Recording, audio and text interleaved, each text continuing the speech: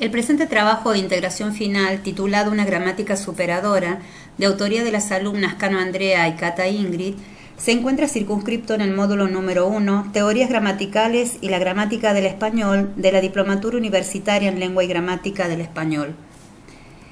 El mismo tiene como objetivos profundizar el trabajo final realizado en el módulo 1 de la mencionada diplomatura, exponer una integración final basada en aportes teóricos metodológicos propuestos por la nueva gramática de la lengua española, relacionados a la gramática propiamente dicha, a las teorías argumental y temática y a la noción de oración desde una gramática con base léxico-semántica.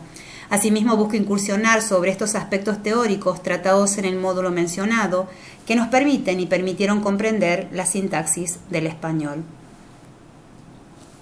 Referirnos a la gramática implica realizar una serie de precisiones terminológicas debido a la polisemia y a las ambigüedades que emergen de sus múltiples usos, campos de aplicación y modelos teóricos de referencia. Desde la perspectiva de la nueva gramática española, la gramática estudia la estructura de las palabras, las formas en las que éstas se enlazan y los significados a los que tales combinaciones dan lugar. De esta manera puede establecerse una estrecha relación con los demás sistemas de la lengua, tal es el caso de la morfología, la sintaxis, la semántica y la pragmática. Cabe mencionar que la morfología se ocupa de la estructura y constitución de las palabras, la sintaxis pone su énfasis en el análisis de la combinación y agrupamiento de las palabras, la semántica se refiere al estudio del significado de las construcciones sintácticas y finalmente la pragmática centra sus estudios en la relación hablante-oyente y la situación comunicativa. En este contexto es posible afirmar que la gramática, desde el enfoque actual propuesto por la nueva gramática de la lengua española, es multidisciplinar.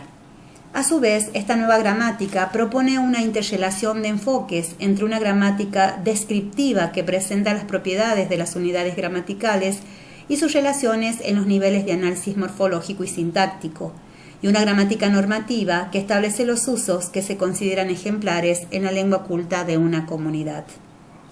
Ligado a este concepto de gramática se debe postular el de oración, entendida como una unidad de predicación que vincula un predicado con su sujeto y sus eventuales complementos. La noción de predicación es de naturaleza léxico-semántica, ya que todas las propiedades gramaticales que se observan en la sintaxis se codifican en la entrada léxica de cada unidad con capacidad de predicación.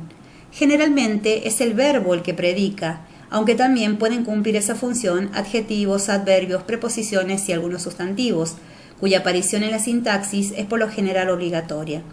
Por ejemplo, en el caso del verbo que predica, en la oración Luis toca el violín, el verbo tocar reconoce la existencia de alguien más humano que lleva a cabo la acción de tocar. El sujeto de la oración es Luis, mientras que el predicado es toca el violín.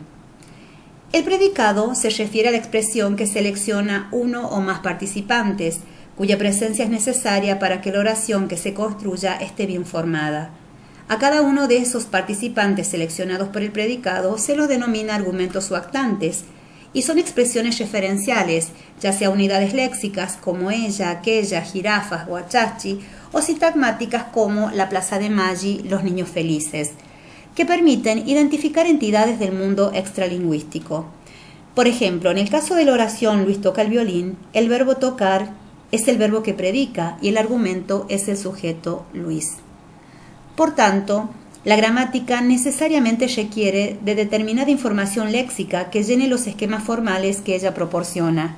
El léxico, por su parte, contiene información sintáctica y semántica que la gramática necesita. De esta manera, las palabras, desde la sintaxis, son conjuntos de rasgos, de propiedades sensibles a establecer relaciones. Estas palabras poseen propiedades categoriales y semánticas, es decir, pertenecen a una clase de palabras y además pueden y necesitan combinarse con otras.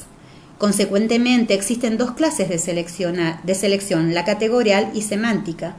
La primera, desde el ámbito sintáctico, se refiere al tipo de combinatoria y de complementos que requiere determinado núcleo, y la segunda, desde el ámbito semántico, esos núcleos determinan las propiedades significativas que deben tener los complementos.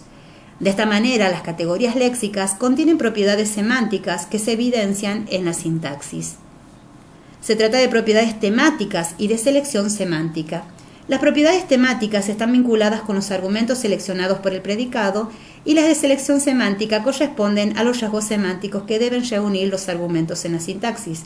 Por ejemplo, en la oración María leyó un cuento. Los rasgos temáticos que se reconocen son 1, agente, 2, tema, mientras que los rasgos semánticos corresponden a más humano, menos animado. La información temática enriquece la estructura argumental de una pieza léxica, es decir, le asigna a los argumentos sus correspondientes papeles temáticos. Cabe destacar que siempre el argumento 1 corresponde al sujeto de la oración.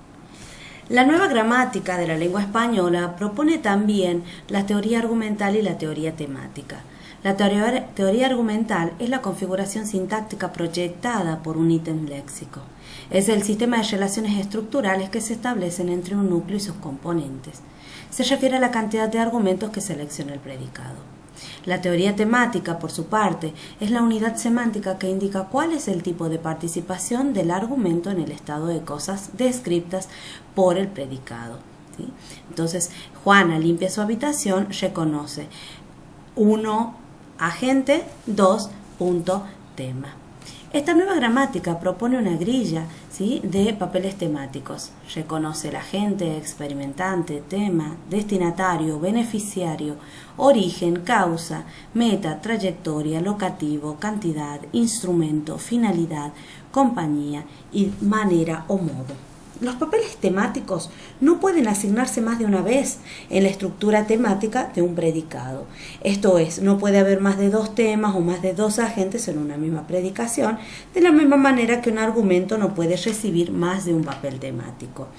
Ahora, la información importante de esto y que viene a superar la gramática tradicional es la de no pensar en asociar siempre el sujeto a un agente, sino que muchas veces un sujeto también puede ser un instrumento, un experimentante, un tema. Por ejemplo, la lima rayó la pintura del auto, ¿sí? En este caso, la lima se constituye como un instrumento. También propone una clasificación de predicados y los reconoce según los argumentos que selecciona en virtud de los verbos, ¿sí? Entonces tenemos los eroádicos que no seleccionan argumentos, los monádicos que selecciona 1, los diádicos que seleccionan 2 argumentos, los triádicos o trivalentes 3 y por último el tetrádico, que es el que plantea Ignacio Bosques, que puede seleccionar 4 argumentos.